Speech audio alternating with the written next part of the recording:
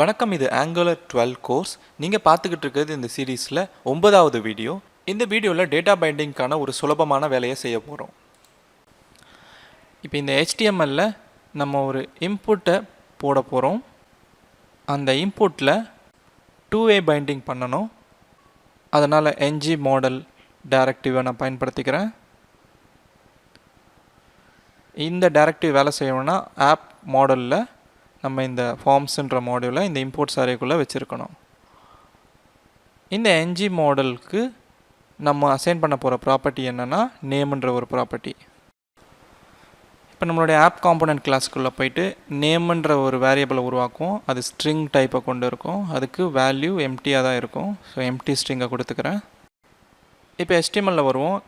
ng மாடலை பயன்படுத்தினாலே நான் ஒரு விதியை உங்களுக்கு சொல்லியிருக்கேன். அதை நீங்கள் ஞாபகமாக வச்சுருக்கணும்.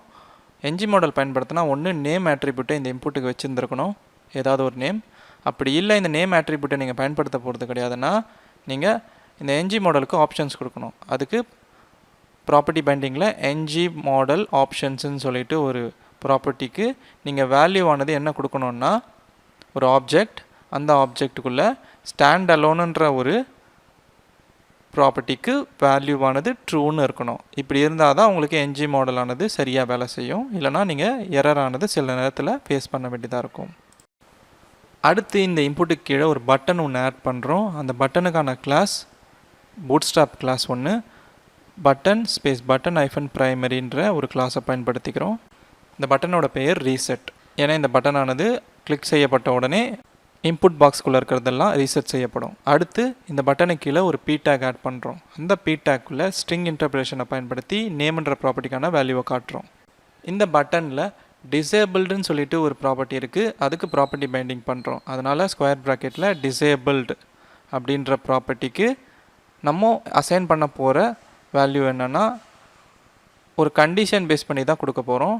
நேம்ன்ற ப்ராப்பர்ட்டி எம்டியான ஸ்ட்ரிங்கை கொண்டு இருக்கான்னு செக் பண்ணுறோம். அதனால் ட்ரிபிள் சிங்கிள் கோட்ஸ் 2 கொடுத்தா நம்ம இந்த வேல்யூவானது எம்டியாக இருக்குன்றதை கண்டுபிடிப்போம். அப்படி எம்டியாக இருந்துச்சுன்னா ட்ரூன்னு ரிட்டர்ன் ஆகும். ட்ரூன்னு ரிட்டர்ன் ஆச்சுன்னா டிசேபிள்டு ப்ராப்பர்ட்டி வேலை செய்யும்.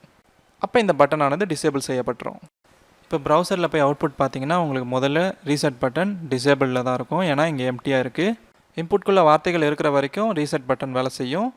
இன்புட் காலியாக இருந்தால் ரீசெட் டிசேபிள்டில் இருக்கும். இதுக்கு காரணம் என்னென்னா பட்டனோட டிசேபிள்டு ப்ராப்பர்ட்டி தனக்கு கொடுக்கப்பட்ட கண்டிஷனை செக் பண்ணிக்கிட்டே இருக்கும்.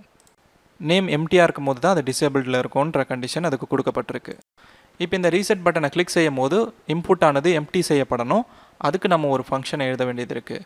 அதுக்கு முன்னாடி நம்ம இந்த HTMLல போய் இந்த பட்டனுக்கு ஒரு ஈவெண்ட் பைண்டிங் பண்ண வேண்டியது இருக்குது. இந்த ரீசெட் பட்டனில் ஒரு ஈவெண்ட்டு கவனிக்கிறோம். அந்த ஈவெண்ட் கிளிக்குன்ற ஈவெண்ட்.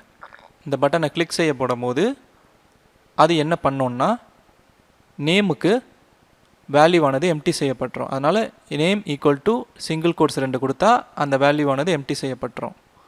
சேவ் பண்ணிவிட்டு திரும்பவும் ப்ரௌசருக்கு போவோம். இப்போ இந்த இன்புட்குள்ளே சில வார்த்தைகளை கொடுக்குறேன். இந்த பட்டனை கிளிக் பண்ணனே பார்த்தீங்கன்னா அந்த வார்த்தைகள் போயிடும். வார்த்தைகள் போன உடனே பழையபடி டிசேபிள்டானது தன்னுடைய கண்டிஷனை சோதித்து பட்டனை டிசேபிள் பண்ணி விட்டுரும். இப்போ இதே மாதிரியான அவுட்புட்டை நீங்கள் சந்திச்சிங்கன்னா வாழ்த்துக்கள், நீங்கள் டேட்டா பைண்டிங்கோட அடிப்படைகளை கற்றுக்கிட்டீங்க.